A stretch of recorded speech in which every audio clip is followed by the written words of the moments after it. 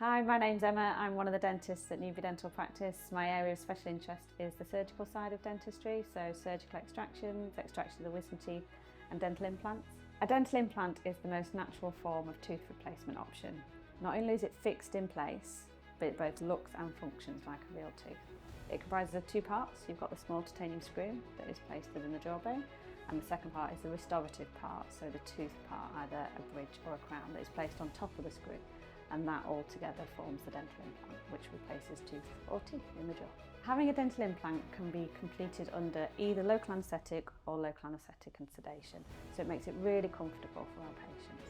Often with sedation, you don't remember anything about the procedure at all, so it's a really comfortable way of having surgery. A dental implant takes around 3 to 6 months to be completed, depending on the healing required. The surgical stage itself is usually done within the hour, and there's little to no downtime at all. A dental implant is the most natural tooth replacement option available. It means that you can get not only your smile, but your confidence back.